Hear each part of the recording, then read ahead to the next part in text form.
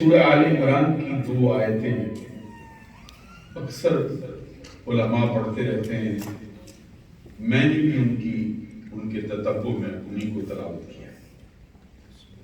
اس لیے تلاوت کیا ہے کہ اس سے شان مصطفیٰ کا اظہار ہے.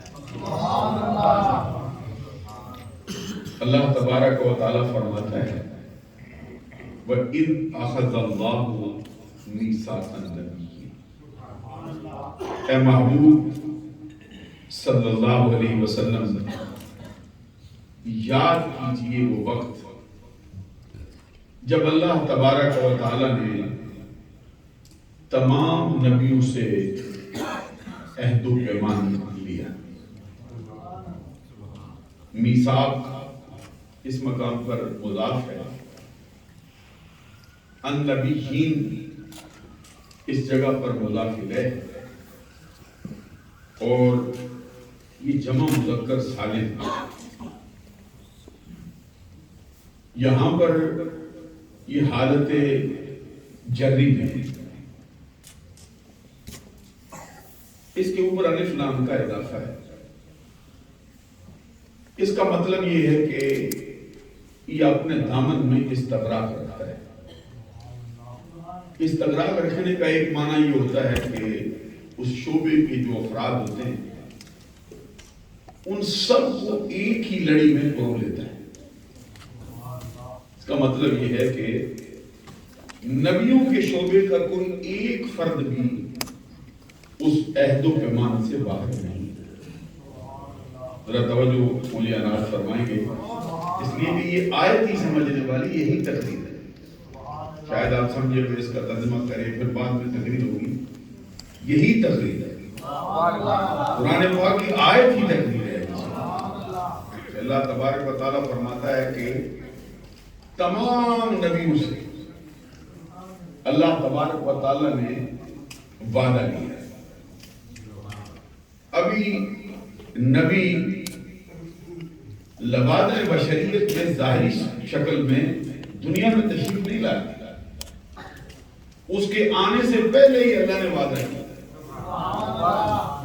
اب ذرا غور طلب بات ہے کہ ابھی ہستی آئی نہیں, اس کے آنے کے اعلانات بھی پہلے ہو رہے ہیں اور اس کی آمد پر اس شعبے کے جو بڑے بڑے افراد ہیں ان کی جو ڈیوٹی ہے ان کو پہلے بتائی جا رہی ہے اور اس آنے والی ہستی کا مقام اور منصب بھی برملا طور پر بیان کیا جا رہا ہے. اللہ تبارک و تعالیٰ فرماتا ہے اے محبوب صلی اللہ علیہ وسلم یاد کیجئے وہ وقت جب اللہ تبارک و تعالیٰ نے تمام نبیوں سے وعدہ لیا. کس بات کا وعدہ ہے؟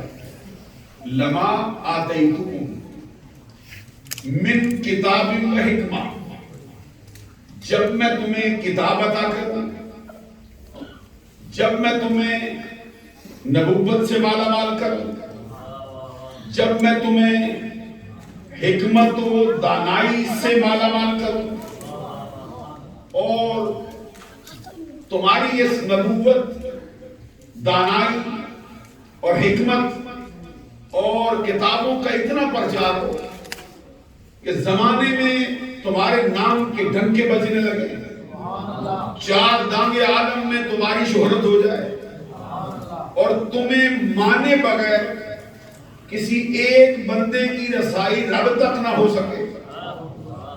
ذرا توجہ فرمائیں گے الفاظ کی.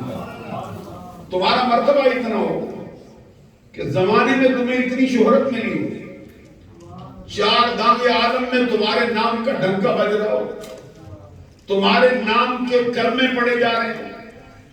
جس کسی کو بھی اللہ کی رسائی مقصود ہو وہ بغیر تمہارے مانے کسی کو دستیاب نہ ہو سکے. اللہ کا جو انعام ملے کسی کو وہ تمہارے توسل کے بغیر اس کی زندگی کا حصہ نہ ہو سکے. جو اللہ تک رسائی پانا چاہے وہ بغیر تمہارے واسطے کے رب تک رسائی حاصل نہ کر سکتا. ایسی حالت میں جب تمہارا شہرہ ہو چکا ہو، تمہارے نام کے ڈنکے بج رہے، تمہاری عظمت کے سامنے لوگوں کی جبینیں نیاد جھک رہی ہو، زمانے میں تمہاری شان میں بڑے بڑے افراد رتب اللسان ہو رہے، تمہارے نام کی نعتیں پڑھی جاتی ہیں، تمہارے اوصاف تمہارے خصائل بیان ہوتے ہیں، ہر کسی کی نگاہ تم پہ لگی ہو، ایسی حالت میں کیا ہوگا؟ ثم جاءکم، پھر وہ تشریف لائے،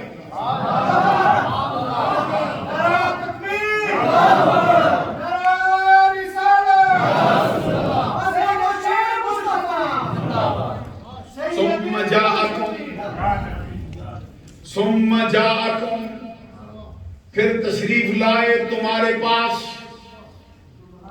رسول مصدق لما معکم، وہ عظمت والا رسول، یہ خطاب جن کو ہو رہا ہے وہ بھی رسول ہے،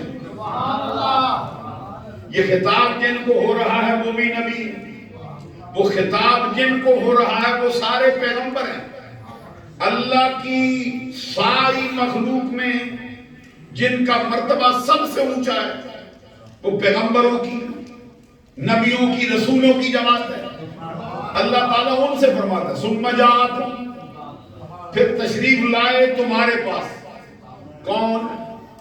رسول مصدق لما معکم، وہ عظمت والا رسول۔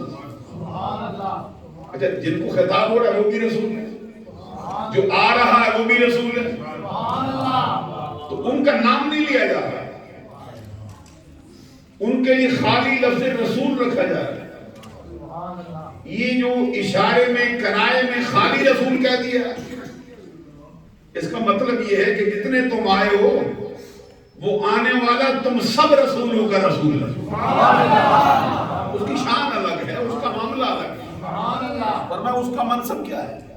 مصدق لما معکم، جو کچھ تمہارے پاس ہے اس کی تصدیق کرے، تمہاری شریعتوں کو سچا بتائے، تمہاری نبوتوں پر تصدیق کی مہر لگائے، تمہارے ضابطۂ حیات کو حق قرار دے، تمہارے عمل بالمعروف کرنے کو، تمہارے نہی عن المنکر کرنے کو سچا قرار دے، تمہارے نظام شریعت کو درست قرار دے، یہ اس کا منصب ہے۔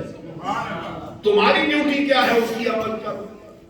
لَتُؤْمِنُنَّ بِهِ وَلَتَنْصُرُنَّهُ، تم ضرور اس پر ایمان لانا۔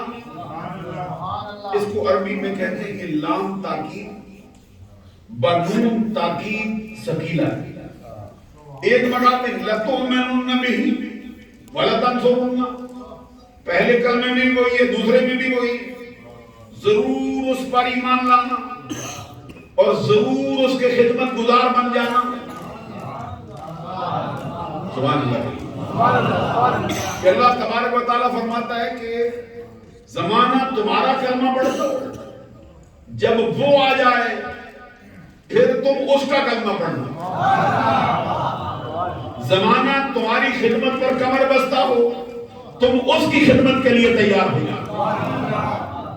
سارے نبیوں سے فرمایا جاتا ہے، سارے رسولوں سے کہا جاتا ہے اس پر ایمان لانا اور اس کے خدمت گزار بن جانا۔ عام طور پر ہمارے ترجمہ نگاروں نے اس مقام پہ معنی کرتے ہوئے کہا ہے کہ اس کی مدد کرنا، لیکن ہمارے عرف میں مدد اس کو کہتے ہیں جو بڑا چھوٹے کی کرے،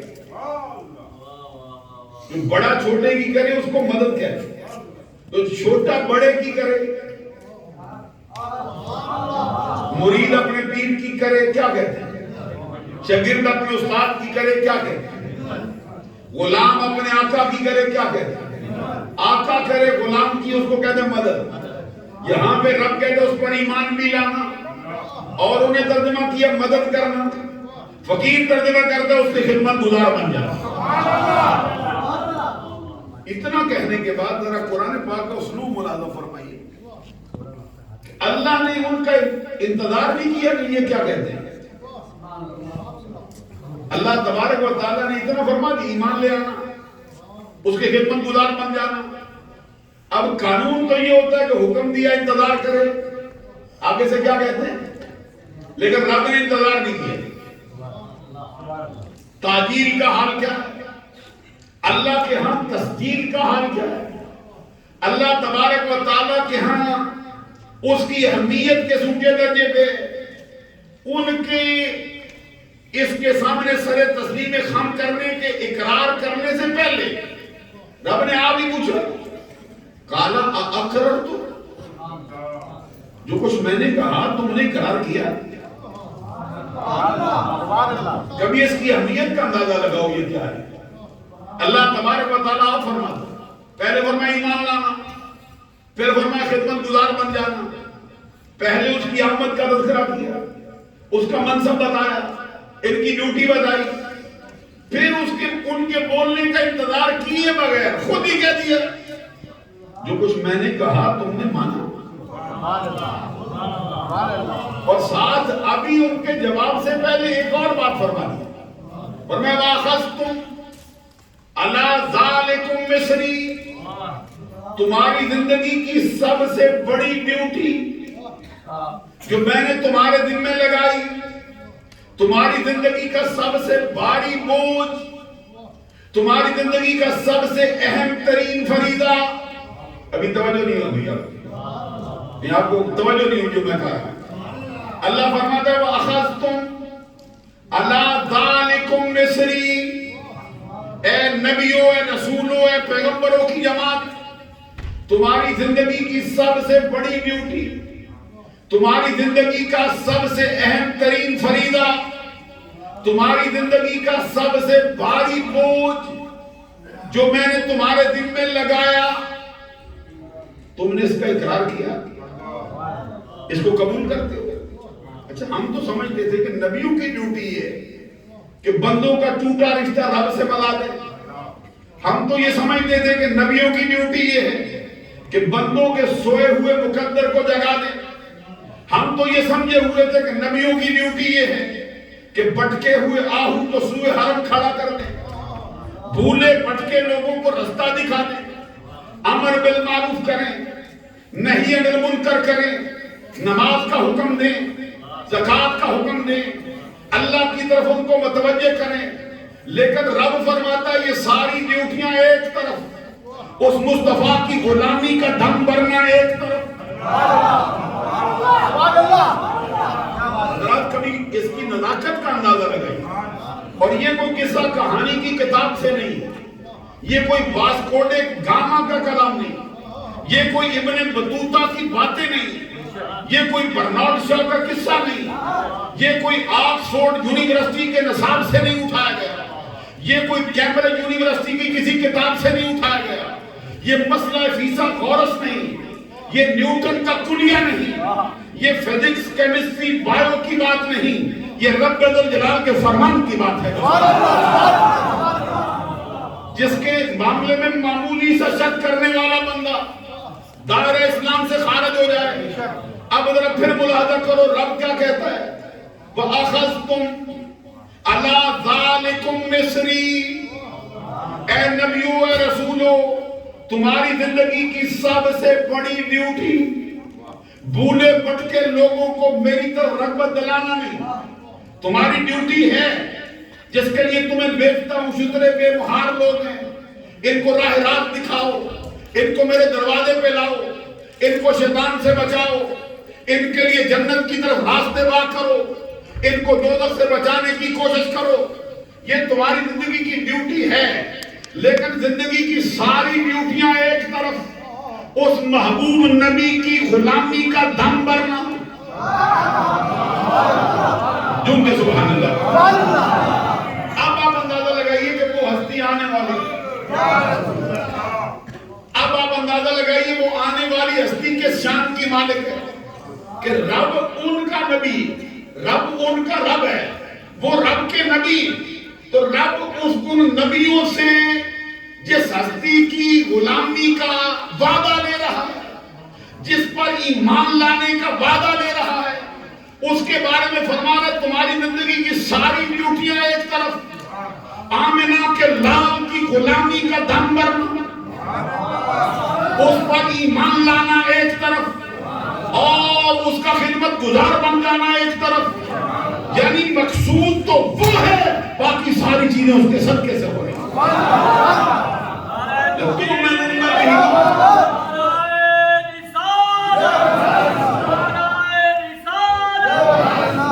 اس آیت کا مفہوم سمجھیے، وَأَخَذْتُمْ عَلَىٰ ذَلِكُمْ إِصْرِي، جب رب نے یہ بات فرمائی پھر ہم بولے کہ قَالُوا أَقْرَرْنَا، مولا جو تو نے کہا ہم نے مانا، جو تیرا فرمان جاری ہوا ہم نے تیرے سامنے سر تسلیم خم کر دیا۔ اب دیکھیے اللہ تبارک و تعالیٰ پھر ایک مرتبہ اپنا روح سخن جیسا کہ اس کی شان کے لائق ہے نبیوں کی طرف پھر کرتا ہے، پھر کیا فرماتا ہے؟ فَاشْهَدُوا، اے نبی ہو، اے رسول ہو، اے پیغمبر ہو، اے پاکیزہ لوگوں کی جماعت، اب تم ایک دوسرے پہ گواہ بھی ہو جاؤ۔ آپ کی توجہ مجھے حاصل ہوگی تو میں مسئلہ سمجھا سکتا ہوں، آپ کی توجہ کے بغیر یہ نازک مسئلہ نہیں اٹھایا جا سکتا۔ حضرات ذرا غور فرماؤ، رب کہتا ہے پہلے اقرار کرواتا ہے، پھر رب ذوالجلال ان کی خدمت گزاری کا حکم دیتا ہے، پھر ان پر ایمان لانے کا حکم دیتا ہے، پھر رب کہتا ہے تمہاری زندگی کا سب سے بھاری بوجھ، پھر کہتا ہے اقرار کرو، پھر فرماتا ہے فَاشْهَدُوا، اب جو اقرار کیا اس پر گواہ بھی ہو جاؤ۔ میں آپ سے یہ عرض کروں گا، ہمارے ہاں گواہیاں تو وہاں لیتے ہیں جہاں پہ کسی کے پھر جانے کا اندیشہ ہو، جہاں پہ کسی کے مکرنے کا اندیشہ ہو۔ ہمارے ہاں تو نبیوں کی شان یہ ہے، ان کا کوئی سچا ماننے والا ہو وہ گردن کٹا سکتا ہے، لیکن دی ہوئی زبان کٹانا اس کے شایان شان نہیں ہوگا۔ ان کے ماننے والے اپنے نظریے پہ کام رہتے ہیں، ان کے سچے ماننے والوں سے کوئی وعدہ لے گواہ نہیں کرتا۔ وہ کہتے ہیں یہ اللہ کا بندہ ہے، یہ اللہ کے نبی کا ماننے والا ہے، یہ کیسے بچ سکتا ہے؟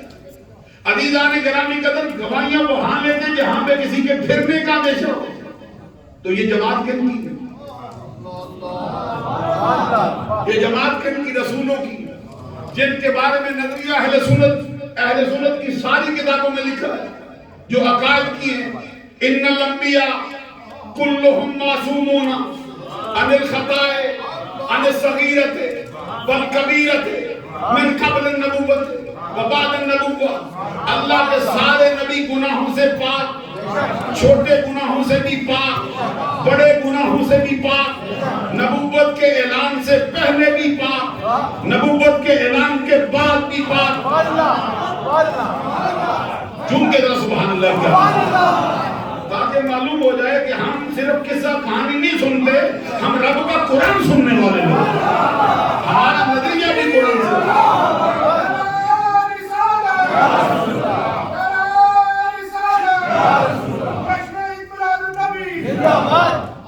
عزیزان گرامی قدر، سرکار کا فرمان ہے کہ جو وعدہ توڑے اس کا کوئی دین نہیں۔ تو اللہ نبیوں سے کہتا ہے وعدہ تو کر لیا ہے، اقرار بھی کر لیا اور تم نے سب کچھ میرا حکم بھی سن لیا، اب میں تمہیں گواہ کرتا ہوں۔ ہم کہتے ہیں مولا گواہ کی ضرورت وہاں پڑتی جہاں پہ کوئی پھرنے کا اندیشہ ہو، تو یہاں تو پھرنے والے ہے ہی نہیں۔ ان کے جو سچے ماننے والے ہوتے ہیں ان کی شان بھی نہیں کہ پھر جائے، کیونکہ نبی اکرم صلی اللہ علیہ وسلم کا فرمان ہے لا دین لمن لا عہد لہ، جس کا جو اپنے وعدے پہ قائم نہیں رہتا اس کا کوئی دین ہے ہی نہیں، تو مسلمان کے لانے کے لائق ہی نہیں۔ اور ایک حدیث میں نبی اکرم صلی اللہ علیہ وسلم کا فرمان ہے کہ منافق کی 3 علامتیں، دوسری روایت میں فرمایا منافق کی 4 علامتیں، اگر وہ چاروں پائی جائیں ان صلی و صام، اگرچہ پکا نمازی ہو، اگرچہ پکا روزے دار ہو، چاروں پائی جائیں تو پکا منافق، اگر چاروں نہ پائی جائیں، دو پائی جائے یا ایک پائی جائے، بندہ مومن ہونے کے باوجود پھر منافق، اس کے اندر علامت نفاق کی پائی جائے۔ تو کیا کیا علامتیں ہیں؟ آقا کونین صلی اللہ علیہ وسلم نے فرمایا منافق کی پہلی علامت اذا حدث کذب، دوسری علامت وَإِذَا وَعَدَ أَخْلَفَ، تیسری علامت وَإِذَا اؤْتُمِنَ خَانَ، چوتھی علامت، پہلی علامت اذا حدث کذب وَإِذَا وَعَدَ أَخْلَفَ وَإِذَا اؤْتُمِنَ خَانَ، چوتھی علامت وَإِذَا خَاصَمَ فَجَرَ۔ اب ان کا معنی بھی سنو۔ فرمایا منافق کی پہلی علامت یہ، جب بات کرتا ہے جھوٹ بولتا ہے۔ میں بھی آپ بھی ذرا گریبان میں جان لیں، کہیں ہمارے ہاں بھی یہ بات تو نہیں پائی جاتی؟ اگر پائی جاتی ہے تو میلاد کی اس گھڑی میں سرکار دو جہاں صلی اللہ علیہ وسلم کی شان میں سجنے والی اس محفل میں اپنے رب سے وعدہ کریں کہ مولا آج کے بعد سلسلہ ختم، اذا حدث، جب بات کرتا ہے جھوٹ بولتا ہے۔ منافق کی علامت ذرا غور فرمائیے کہ میلاد منانے والے بھی جھوٹ تو نہیں بولتے، اگر کہیں بولتے ہیں سودا بیچتے ہوئے، کہیں آگے پیچھے معاملہ کرتے ہوئے، تو آج ہی توبہ کر لیں، عمر پڑی ہے ابھی۔ اور سرکار دو جہاں صلی اللہ علیہ وسلم کا فرمان ہے الصدق ینجی والکذب یہلک، سچ نجات دیتا ہے، جھوٹ ہلاک کرتا ہے۔ سبحان اللہ۔ اور ایک حدیث میں سرکار دو جہاں صلی اللہ علیہ وسلم سے پوچھا گیا، توجہ رکھیے ذرا حضرات، میں توجہ کا طلبگار ہوں، بغیر توجہ کے بات نہیں سمجھا سکتا حضور۔ میں آپ سے عرض کرنا چاہتا ہوں، ذرا غور کرو۔ سرکار سے پوچھا گیا سرکار مومن بخیل ہو سکتا ہے؟ فرمایا ہاں ہو سکتا ہے، ہو سکتا ہے۔ پوچھا گیا مومن کنجوس ہو سکتا ہے؟ فرمایا ہو سکتا ہے۔ پوچھا گیا سرکار مومن بزدل ہو سکتا ہے؟ فرمایا ہو سکتا ہے۔ تیسرے نمبر پہ پوچھا گیا مومن جھوٹا ہو سکتا ہے؟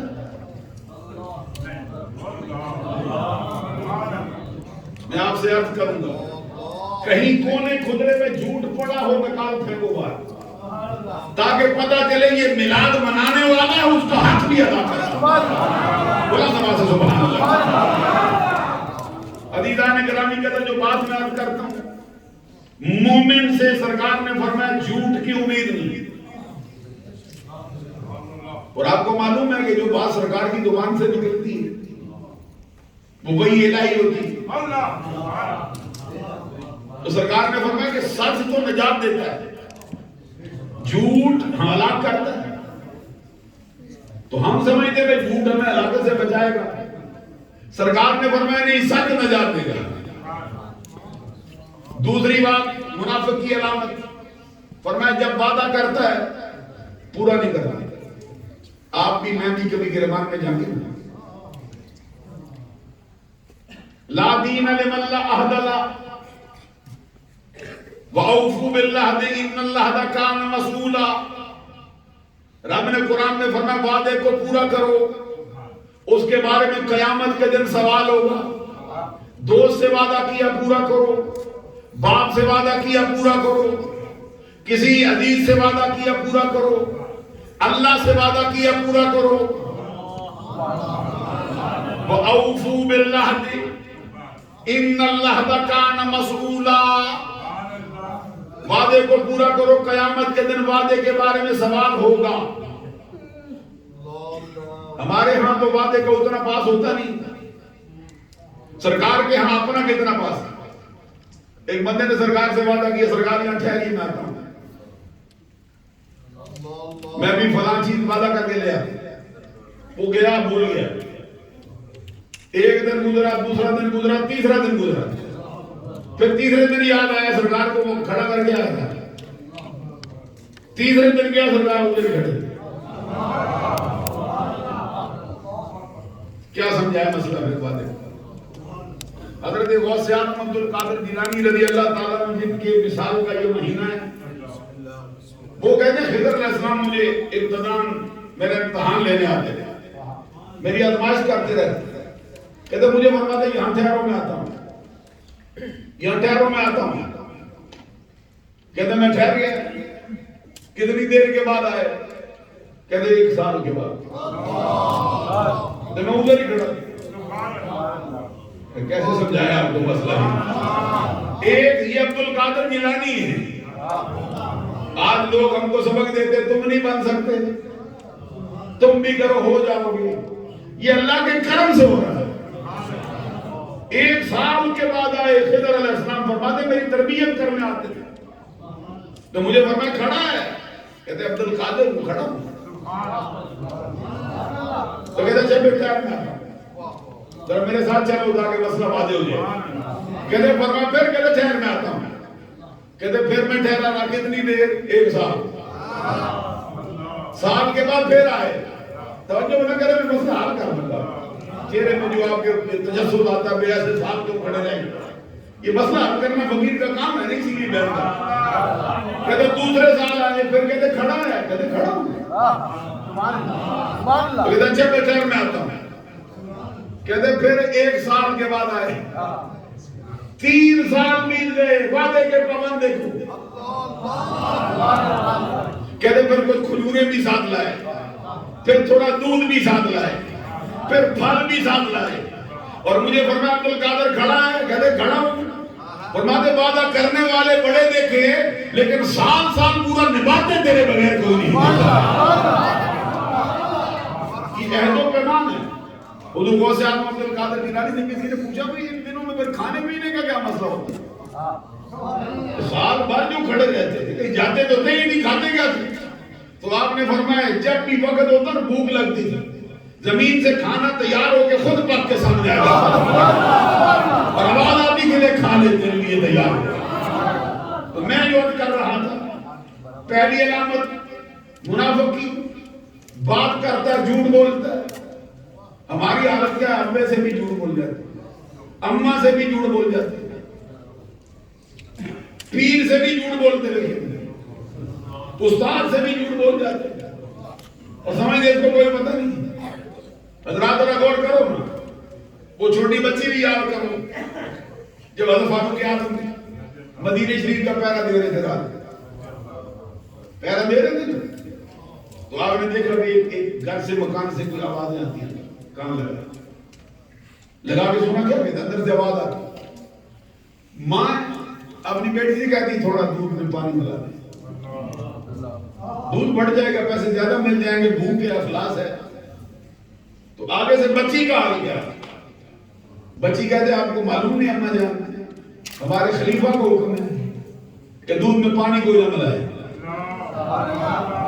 آگے سے ماں نے بچی کو تسلی دینے کے لیے کہا خلیفہ کون سا سنتا ہے، کون سا خلیفہ یہاں موجود ہے، اس بیچاری کو کیا خبر ہے، کان لگا کے کھڑا ہے، میں ابھی میرے ساتھ چلے نہیں ہوا۔ بیٹی کہتی ہے، ماں کہتی ہے خلیفہ کون سا سنتا ہے، بیٹی کہتی ہے خلیفہ سنے نہ سنے رب تو سنتا ہے، رب تو سنتا ہے نا۔ یہ ہے ماننے والے، یہ اللہ تبارک و تعالیٰ پر ایمان لانے والے، وعدہ کیا پھر قائم رہنے والے۔ ابھی یہ ہمارے اعلیٰ حضرت امام محمد رضا رحمۃ اللہ علیہ کا ایک واقعہ بڑا مشہور ہے۔ کہتے چھوٹے سے بچے تھے، آپ کو معلوم ہے کہ چھوٹے بچوں پر قلم نہیں چلتا شریعت، جب تک بالغ نہ ہو جائے اس کے کھاتے میں کوئی گناہ نہیں لکھا جاتا، گناہ کرتا ہے لیکن لکھا نہیں جاتا، تو کہتے یہ مرفوع القلم۔ آپ سوچیں گے میں کیسے گناہ کر لیتا ہے؟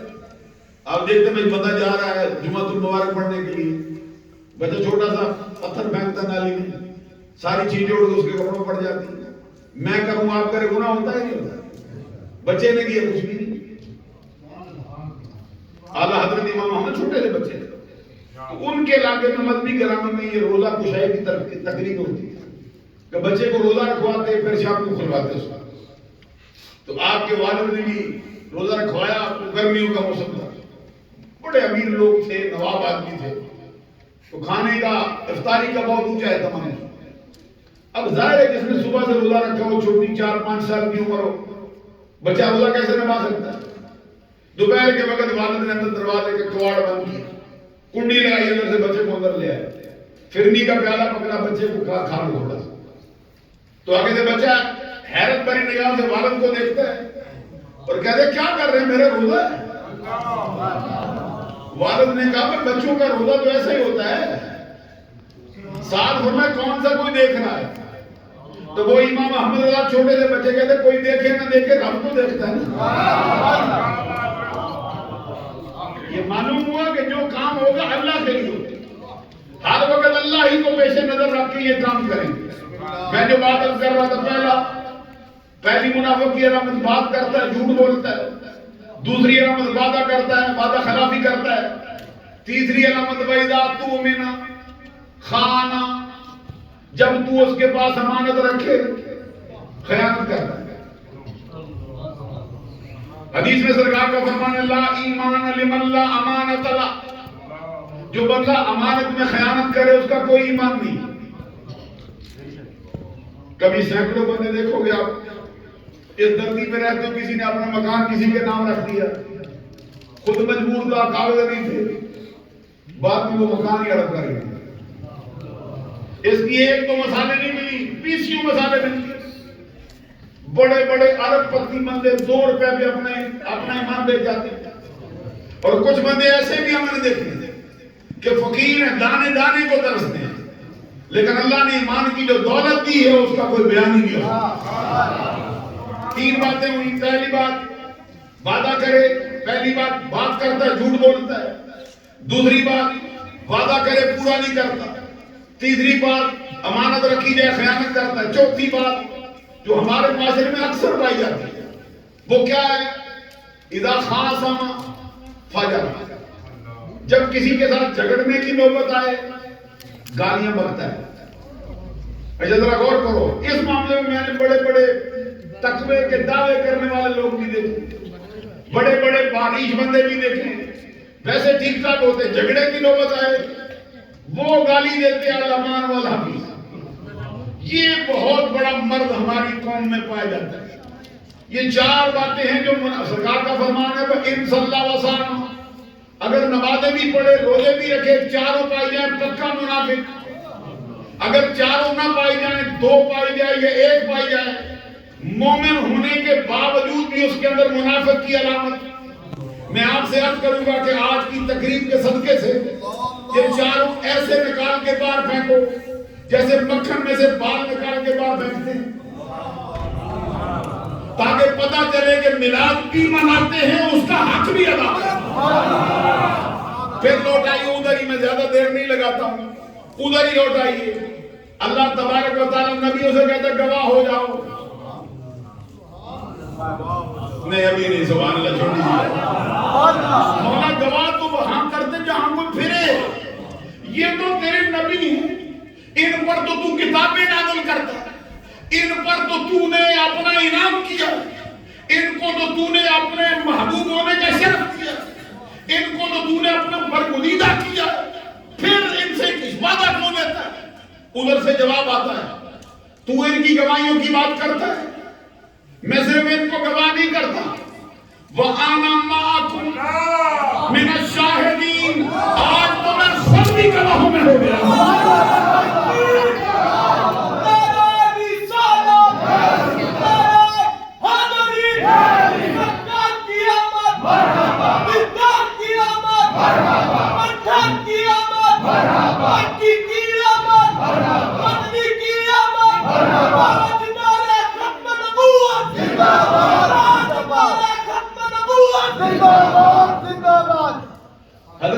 حضرات جو بات میں عرض کرتا ہوں، ابھی دیکھیے یہ جو نعرہ لگا نا، یہ کسی شعر پر نہیں لگا، یہ کسی لطیفے پر بھی نہیں لگا، یہ کسی انہونی بات پر بھی نہیں لگا. یہ نعرہ رب کے قرآن پہ لگ رہا، یہ نعرہ مصطفیٰ کی عظمت پہ لگ رہا، یہ نعرہ نبی کی اس نعت پہ لگتا ہے جو رب نے نبیوں کو سنائی. فرمایا فاشہدوا، گواہ ہو جاؤ. حضرت آدم علیہ السلام سے لے کر عیسیٰ علیہ السلام تک سارے نبیوں کو گواہ کیا. کس بات پر؟ نبی پر ایمان لانے پر. نبی کا خدمت گزار بن جانے پر اور نبی کی آمد کے چرچے کو بیان کرنا اپنی زندگی کا اہم فریضہ سمجھنے پر اگر تم بھی گواہ ہو جاؤ میں بھی گواہ ہوتا ہوں تو بات ابھی ختم نہیں ہوئی. اتنے وعدے لیے, اتنے اقرار کروائے, اتنا بڑا مرتبہ بیان کیا. اب سنو اگلے حصے میں رب کیا کہتا ہے. فمن تولا, یہ قرآن مجید میں فا ہے, عربی میں فا ہے الفاء للتاکید, یہ مواقبت کے لیے آتا ہے. مواقبت کا کیا مطلب ہے کہ جیسے ایک کام ہو فوراً ہی دوسرا ہو. اسی سے حضرت یعقوب علیہ السلام کا نام ہے یعقوب. اسی سے سرکار فرماتے ہیں میں بھی آتے ہوں. اس کا معنی سمجھا دوں آپ کو تھوڑا سا. یہ مواقبت کے لیے آپ یوں سمجھ سکتے ہیں کہ دروازے کے دو پلڑے ہوں, یہ سمجھ آئے گی آپ. ایک بند کیا نا, دوسرا ساتھ ہی بند کیا وقت سے. اب جو دوسرا ساتھ ہی بند کیا اس کو کہتے ہیں پیچھے پیچھے مواقبت ہو. حضرت یعقوب کا نام کیوں یعقوب رکھا؟ اس کا مطلب ہے پیچھے آنے والا. کس کے پیچھے آئے؟ ان کے بھائی حضرت ایس ان کا نام, بعد ان کو ایسو بھی کہتے ہیں. ہماری زبان میں یہ واؤ کو جو لانا ہوتا ہے نا, یہ ذرا اس کے عرف میں بگاڑ کر بولتے ہیں, اس لیے ہم نے ایس کہا. حضرت ایس اور حضرت یعقوب ایک ہی حمل میں پیدا ہوئے, ایک ہی ماں کے بدن سے, ایک ہی باپ کے دونوں بیٹے. باپ کا نام اسحاق علیہ السلام. حضرت اسحاق کے گھر میں پہلے ایس پیدا ہوئے. ابھی وہ تشریف لائے ذرا پیچھے پیچھے یعقوب بھی آئے. ان کے پیچھے آنے کی وجہ سے نام ہی رکھا یعقوب, پیچھے آنے والا. حضور نبی اکرم صلی اللہ علیہ وسلم کا اپنا بھی فرمان ہے, سرکار کا اپنا فرمان ہے کہ میرے 5 نام بطور خاص رکھے گئے. اللہ کی بارگاہ میں مجھے بہت سے نام دیے گئے. میں نے شاید کسی تقریر میں یہ بات بتائی کہ سرکار کے 3000 نام, اور ان میں سے کوئی ایک نام بھی ایسا نہیں جس کا حقیقی مفہوم سرکار کی ذات میں پایا نہ جاتا. ابھی پوری سمجھ آپ نے کوشش نہیں کی سمجھنے. میں نے کہا کہ 3000 ناموں میں سے ایک نام بھی ایسا نہیں کہ جس کا حقیقی معنی سرکار کی ذات میں پایا نہ جائے. میں بھی نہیں سمجھ آیا. مثلا کسی کا نام ہو ابراہیم, کسی کا نام ہو اسماعیل, تو ہمارے ہاں ضروری نہیں کہ اس کا معنی بھی اس میں پایا جائے, کیونکہ ہمارے ہاں یہ علامتی طور پہ رکھ دیتے تو کہتے ہیں اسم اپنے مسمى بھی پہ دلالت کرتا ہے. کیا مطلب پہچان کے لیے رکھتے یہ اعجاز ہے. تو اعجاز کا معنی تو معجزہ ہوتا ہے, تو ضروری تو نہیں کہ قاری صاحب معجزہ ہوں. حضرت کا نام دیکھ محمد رفیق ہے اور آگے ساجد بھی ہے. اللہ کرے یہ اپنے نام ہی کی طرح ہو جائے. لیکن رفیق کا معنی ہوتا ہے غمگسار, رفیق کا معنی ہوتا ہے ساتھی. ضروری نہیں کہ یہ غمگساری بھی کرے, ضروری نہیں کہ یہ ایک علامتی نام ہوتا ہے. جیسے ہمارے آپ جیسے نام رکھتے ہیں اسد, اسد کا معنی ہوتا ہے شیر. ضروری تو نہیں اس میں بہادری بھی ہو. ہمارے یہاں نام رکھتے ہیں فہد, ضروری نہیں کہ اس کا معنی ہوتا ہے چیتا. ضروری تو نہیں یہ غراتا ہو یا بندوں کو مارتا ہو یا وہ جانوروں کو پکڑ کے ان کا شکار کرتا ہو. یہ نام ہمارے یہاں بطور علامت کے رکھے جاتے ہیں. لیکن نبیوں کا جو نام بھی رکھا جائے اس کا حقیقی معنی اس کی ذات میں پایا جانا ہر حال میں ضروری ہو. تو سرکار کے 3000 نام, 3000 ناموں کا معنی بھی پایا جانا سرکار کی ذات میں ضروری ہے. اور ہر نبی کو اللہ نے ایک جو نام دیے ان کا معنی پایا جاتا ہے. عیسیٰ, موسیٰ, اسحاق, یوسف. یوسف کا معنی سمجھتے, اس کا معنی ہی ہوتا ہے خوبصورت چہرے والا. یوسف سین کے زبر سے بھی پڑھا جاتا ہے, کبھی سین کی زیر سے بھی پڑھا جاتا ہے. یوسف یہ قرآن کی قرآن, توجہ رکھو ذرا. یوسف یہ قرآن کی قرآن, یوسف یہ عربیوں کی قرآن. یوسف سین کے زیر سے بھی پڑھتے. امام ابن حجر اسقلانی کہتا ہے اس کی تینوں حرکتیں ہوتی. یوسف ہو اس کا معنی خوبصورت چہرے والا, یوسف ہو اس کا معنی اچھی عادات والا, یوسف ہو اس کا معنی ظاہر میں باطن میں اچھے اخلاق کا مالک ہے۔ اب جو بھی اس کا لفظ ہو اس کا معنی اس کی ذات میں راجر۔ حضرت یوسف کو جس رخ سے بھی دیکھو وہ معنی، چہرہ بھی خوبصورت، اخلاق بھی اچھے، عادات بھی اچھی، خصائل بھی اچھے، ظاہر میں بھی اچھے، باطن میں بھی اچھے۔ ہمارے علماء نے کہا نبیوں کی جو صفتوں میں واضح پائی جاتی ہے اس کے ساتھ ان کا نام رکھا گیا۔ سرکار کو اللہ نے 3000 نام دیے۔ اگر رب سرکار کو 3000 نام ہی دے، سرکار کو جو ایک نام محمد دیا ہے اس کے بارے سارے معنی، اس کے اندر 3000 ناموں کا مجموعہ رکھا گیا، بلکہ 3000 کا عدد بھی کم ہے۔ کتنے نام بڑھتے جائیں گے محمد اس کے اندر وسیع ہوتا جائے گا۔ جو بات میں آپ سے عرض کر رہا تھا، بات کرتے کرتے میں آگے نکلا ہوں۔ سرکار نے فرمایا میرے بطور خاص 5 نام۔ کون کون سا نام؟ فرمایا انا محمد وانا احمد وانا الماہی وانا الحاشر وانا العاقب۔ علماء بھی سبحان اللہ کہہ رہے ہیں، آپ بھی سبحان اللہ۔ گفتگو اگرچہ مشکل ہے لیکن ہے سرکار کی ذات کے حوالے۔ فرمایا سرکار نے میرے 5 نام، انا محمد، میں محمد ہوں، سبحان اللہ ہو جائے، میں محمد ہوں۔ اس کا ایک مطلب ہے بے عیب، مجھ میں عیب نہیں۔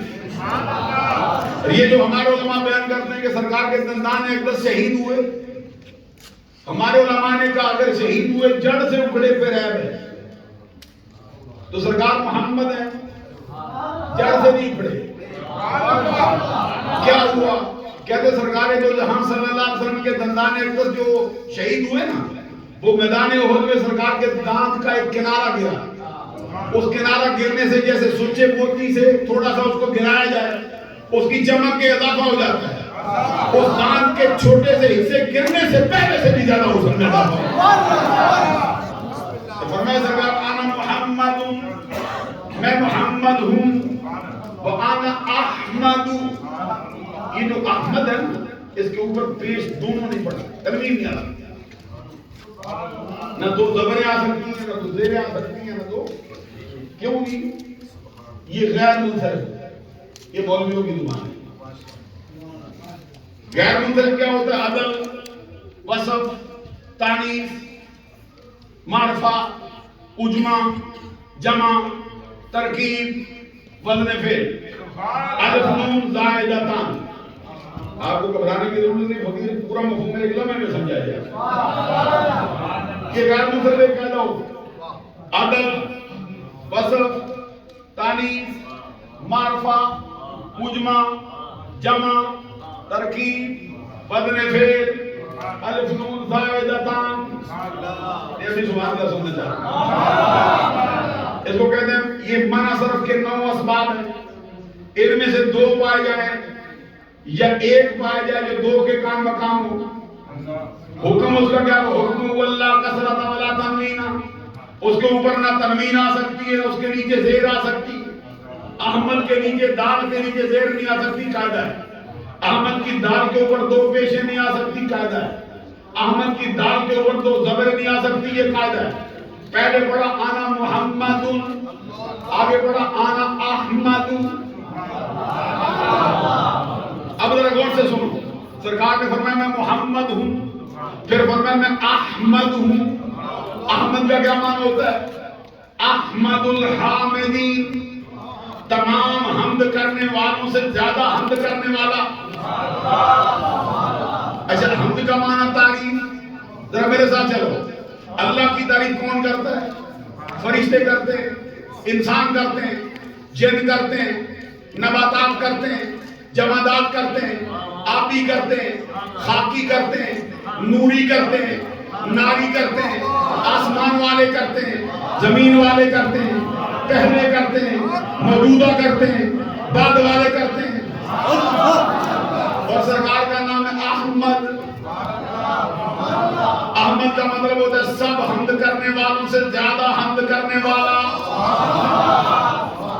ابھی میں سمجھاؤں آپ کو مسئلہ، سرکار کی شان بڑے بڑے اللہ کی تعریف کرنے والے آئے، بڑے بڑے آئیں گے، بڑے بڑے کریں گے. فرشتوں کی جو تعداد ہے اس کا اندازہ میں نہیں لگا سکتا. آپ کو سمجھانا چاہوں تو کیسے سمجھاؤں؟ بعض کتابوں میں لکھا ہے کہ زمین پر فرشتوں کی جو تعداد موجود ہے یہ اس تعداد کے مقابلے میں جو فضا کے اندر فرشتوں کی تعداد ہے اس کے مقابلے میں 10واں حصہ ہے. 10واں حصہ ہے فرشتوں کی تعداد. اور جو پہلے آسمان پر ہے زمین والے انسان بھی ملا لو، جن بھی ملا لو، فرشتے بھی ملا لو، فضا والے بھی ملا لو، تو یہ سارے مل کے اس فوج کا 10واں حصہ بنتے جو پہلے آسمان پر ہے. اسی طرح دوسرے آسمان پر یہی نسبت تناسب، تیسرے آسمان پر بھی یہی نسبت تناسب، 7واں آسمان پر یہی سلسلہ جاری. پھر سدرا کے اوپر فرشتوں کی اتنی تعداد ہے جس کا کسی کو پتہ ہی نہیں کتنی ہے. بلند اللہ سبحان اللہ. پھر یہ تعداد بڑھتے جاؤ. رب کے عرش کے 360 کنگرے، ایک کنگرے پر رب کی جو فرشتوں کی تعداد ہے سارے انسان بھی ملائے جائیں، سارے جن بھی ملائے جائیں، سارے حشرات الارض بھی ملائے جائیں، 7 آسمانوں کے درمیان میں رہنے والے فرشتے بھی ملائے جائیں، اس ایک کے مقابلے میں 10واں حصہ بنتے ہیں. پھر ان کو ملا کے دوسرے پر جو مقرر ہے اس کا 10واں حصہ. اب 360 گنتے جاؤ کتنی تعداد ہوگی. وہ سب حمد کرتے ہیں لیکن سرکار کے بارے میں فرمایا سب حمد کرنے والوں سے زیادہ حمد کرنے والوں کو. چونکہ سبحان اللہ یہ احمد. پھر ایک اور چھوٹا سا جملہ سنو. احمد اس کو کہتے ہیں، ہماری زبان میں کہتے ہیں اس میں تفضیل، آپ کی زبان میں کہتے ہیں سپرلیٹو ڈگری. سپرلیٹو ڈگری بھی پورے تفضیل کے معنی کو گھیر نہیں سکتی. ایک ہوتا احمد، ایک یہ حمد. حمد کا معنی تعریف، حمد کرنے والا. حامد اس سے اوپر درجہ حماد، اس سے اگلا درجہ احمد. حامد، آپ بھی حامد، یہ بھی حامد، یہ بھی حامد. اللہ کی تعریف کرتے ہیں تو جو بہت زیادہ کرے، مبالغے سے بہت کرتا ہے اس کو کہتے ہیں حماد، بہت زیادہ حمد کرنے والا. جیسے ادھر سجدہ کرنے والے کو کہتے ہیں ساجد، جو بہت زیادہ کرے اس کو کہتے ہیں سجاد. اب ذرا سمجھ لو، ایک ہے حامد، ایک ہے حماد، اور سرکار ہے احمد. ساری کائنات کی حمد جو اللہ کی کرتے ہیں، جو کر چکے ہیں، جو کر رہے ہیں، جو کریں گے، جو بعد از قیامت کریں گے، جو جنت میں جا کے کریں گے، سب کی حمد ایک طرف مصطفیٰ نے معراج کی رات رب کے جلوے دیکھ کے جو اللہ کہا اس کا ثواب دیا.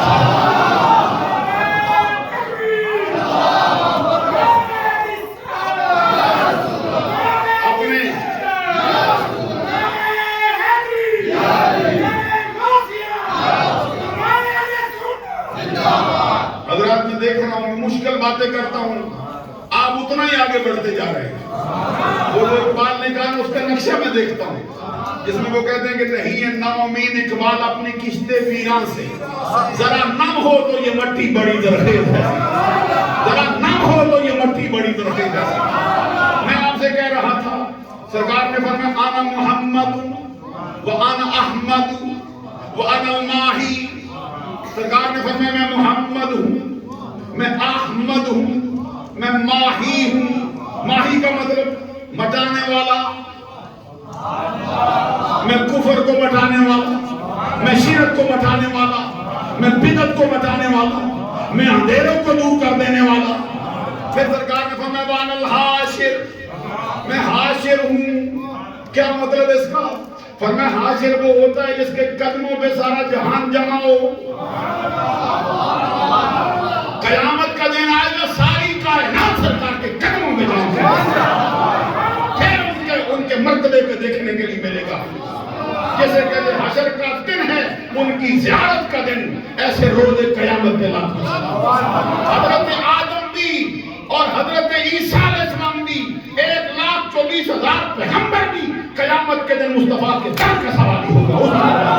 لبیک لبیک یا رسول اللہ، لبیک لبیک لبیک یا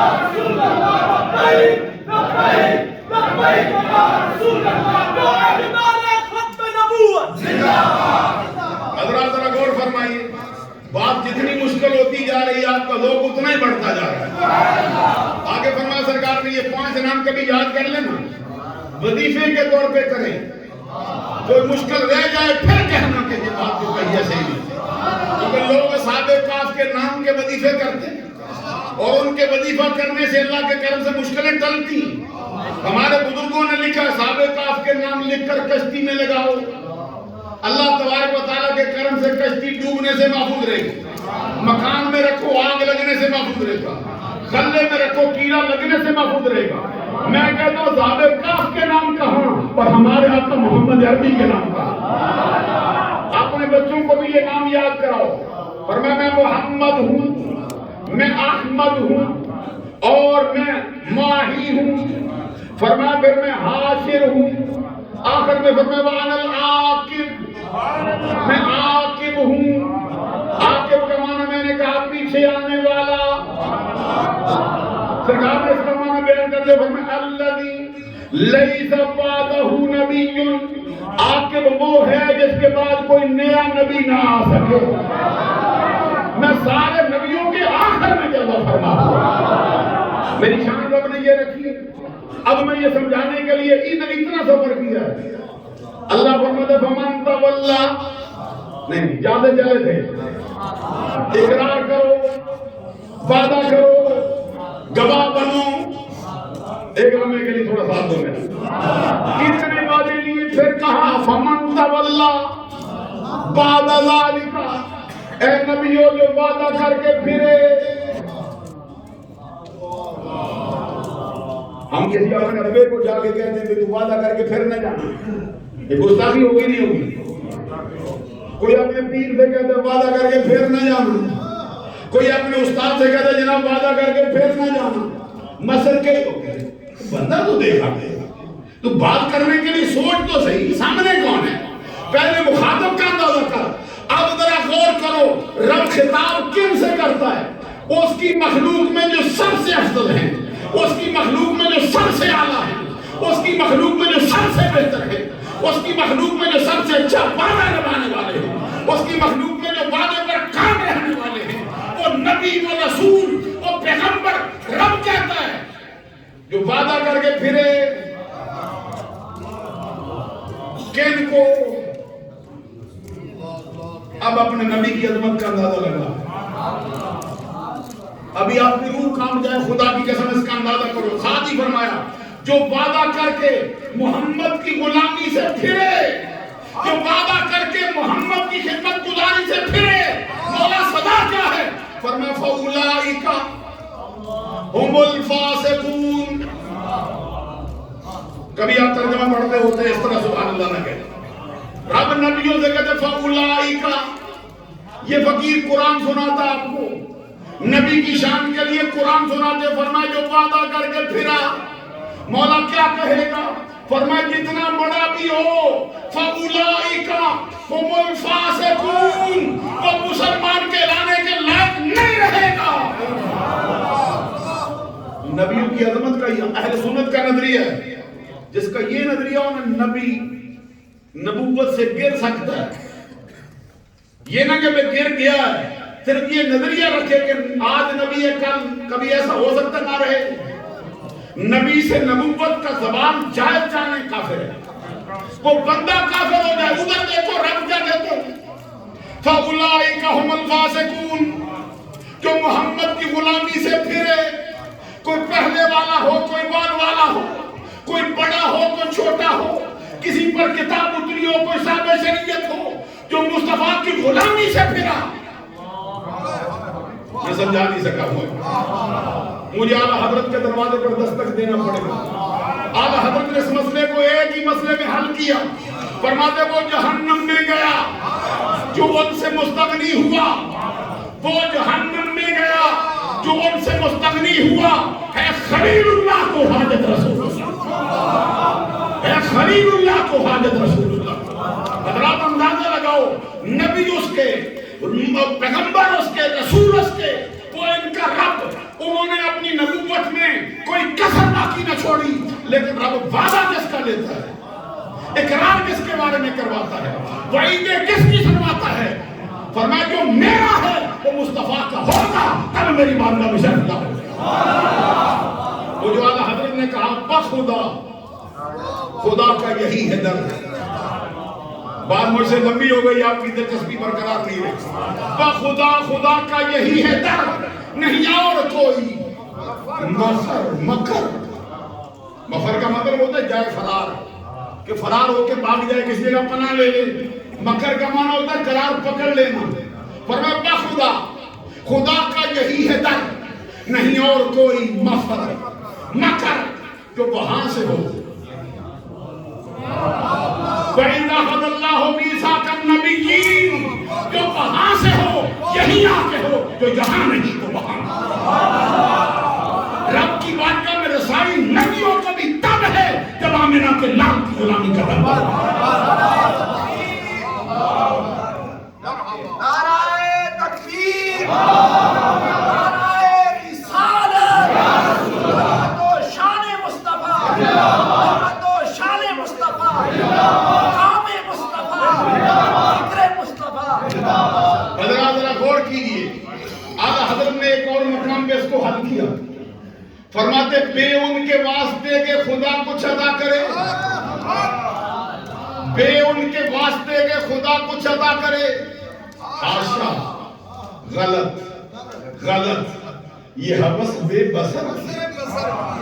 پھر سنو، بے ان کے واسطے کے آدم کو، بے ان کے واسطے کے ابراہیم کو، بے ان کے واسطے کے حضرت نوح کو، بے ان کے واسطے کے حضرت یعقوب کو، بے ان کے واسطے کے حضرت یوسف کو، بے ان کے واسطے کے خدا کچھ عطا کرے، حاشا، غلط، غلط، یہ حوث بے بسر کی ہے۔ پھر کہا ذکر خدا، ان سے جو جدا چاہو نجدیو، اللہ ذکر حق نہیں یکنی سکت، جو مصطفیٰ کا ذکر چھوڑ کے رب کا کرے وہ جہنم کی چابی ہے، وہ رب کی رضا کو پیغام نہیں دے سکتے۔ عزیزان گرامی قدر، یہ ہم کو قرآن نے بتایا، معلوم ہوا کہ پوری کائنات کا مقصود مصطفیٰ ہے، جس کے لیے کائنات بنائی گئی وہ مصطفیٰ ہے، جس کی خاطر سارا زمانہ اس طرح کا اس کو معاملہ بخشا گیا، یہ سارا معاملہ مصطفیٰ ہے۔ اب میں ایک نعرہ رسالت، تشہید میلاد النبی۔ اس آیے کریمہ کو جتنا بھی کھولتے جاؤ اتنی سرکار کی شان نکھر کے سامنے آتی جائے۔ اب میں ایک حدیث آپ کی خدمت میں عرض کرتا ہوں، اس کے ضمن میں 3 اقوال میرے ذہن میں ہیں، لیکن میں سمجھتا ہوں اسے وقت تھوڑا زیادہ لگ گیا، اس لیے میں مختصر کر کے ایک حدیث، یہ کتاب کا نام مجمع الزوائد، جلد اس کی 10، صفحہ نمبر اس کا 65، لکھنے والا علامہ نور الدین حسنی، راوی کون؟ عمر بن خطاب، فاروق اعظم، مرید و مراد رسول، طالب و مطلوب رسول، محب و محبوب رسول، شوکت اسلام، زینت اسلام، وہ جس کو سرکار نے رب سے مانگ کے لیا۔ ایک ہی بندہ ہے جس کو مصطفیٰ نے مانگا رکھا۔ آج کل میں تقریریں سنتا رہا تو بات کہتے ہیں ان سے تو اونٹ نہیں چڑھوائے جاتے تھے۔ میں نے کہا یہ عمر خود کہے نا، یہ اس کی شان ہے، یہ ان کی شان ہے، وہ کہے ہاں میں تو ایسا تھا، لیکن اگر عمر کسی قابل ہوتا ہی نا تو مصطفیٰ کی نگاہ پورے عرب میں کس پہ پڑی؟ ایک ہی جوان آیا جس پہ پڑی۔ اللہ کی بارگاہ میں دعا کے لیے ہاتھ اٹھے، صرف نگاہ نہیں پڑی، اور میں اللہم اعز الاسلام بعمر بن الخطاب خاصہ، اے اللہ عمر کے قبول اسلام سے عزت دے اسلام کو، اوروں کو اسلام عزت دیتا ہے، عمر اسلام کو عزت دینے والا بن ہے۔ حضرت عمر بن خطاب، فاروق اعظم رضی اللہ تعالیٰ، یہ 4 یاد ہے نا، عمر بن خطاب، پوری امت محمدیہ میں ایک ہستی کو چھوڑ کر عمر کا مرتبہ سب سے اونچا ہے۔ ساری امت ایک پلڑے میں ڈالی جائے اور خود عمر کو بھی اسی پلڑے میں ڈالا جائے، اس سے جو بڑا ہے ابو بکر صدیق، لو مجھنا ایمان و ابی بکر،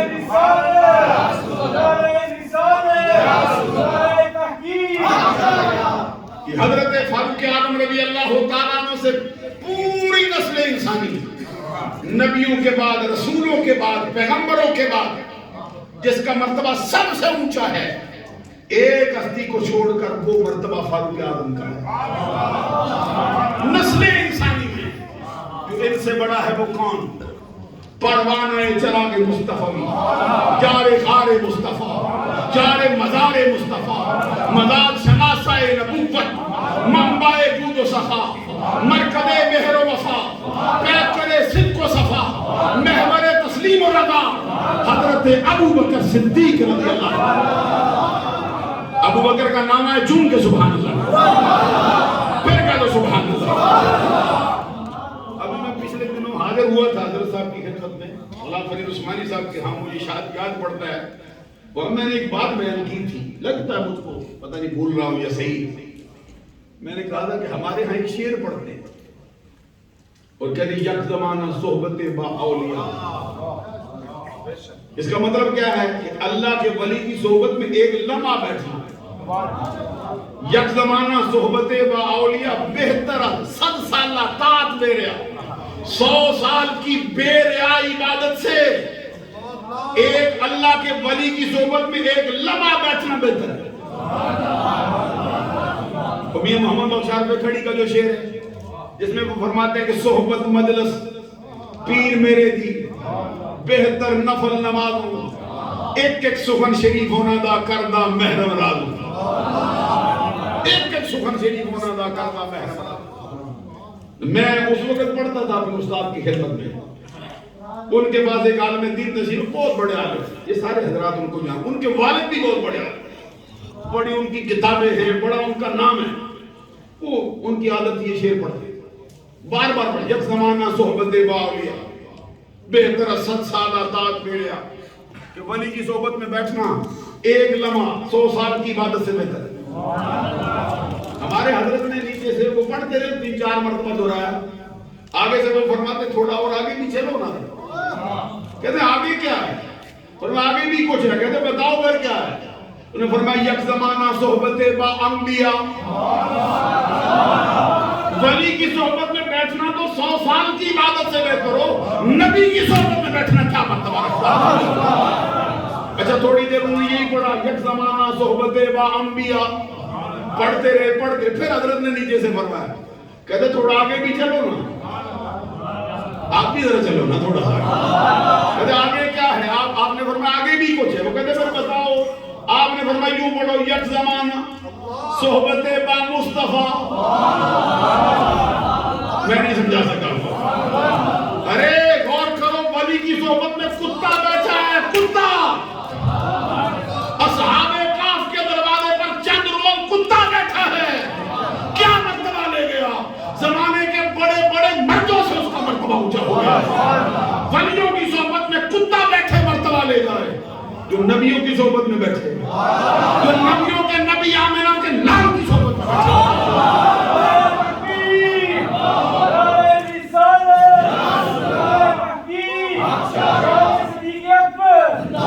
حضرات یہاں پر میں یہ بات کہنا چاہوں گا کہ امیر معاویہ کس کی صحبت میں بیٹھے؟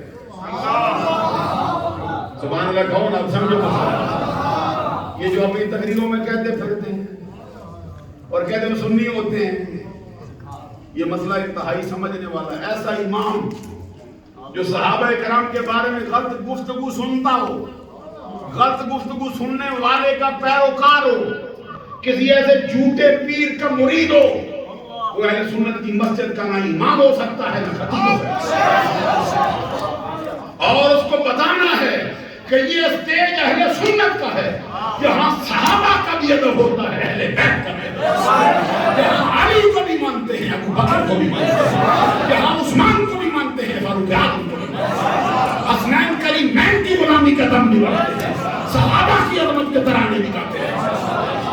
پھر میں آپ سے یہ کہوں گا یہ بات کہ حضرت امیر معاویہ سرکار کی صحبت میں بیٹھے، وہ صحبت کیا دے گئی ہوگی؟ اصحاب کاف کے دروازے پر کتا بیٹھے مردوں سے بھاری ہو جائے، امیر معاویہ آمنہ کے لال کی صحبت میں بیٹھے۔ ایک جملہ مجھے اور بھی کہنا ہے کہ سرکار کی صحبت میں بڑے بڑے بیٹھے، بڑے بڑے بیٹھے سرکار کی صحبت میں، علی شیر خدا نے گول میں رکھ کے سرکار کو دیکھا، نماز اثر قربان کی سرکار، بڑے سرکار کی صحبت میں بڑے بڑے، اب بلال حبشی بیٹھے، عمر بن خطاب بھی بیٹھے، عثمان غنی بھی بیٹھے، لیکن وہ جو غار ثور میں 3 دن 3 رات بیٹھا،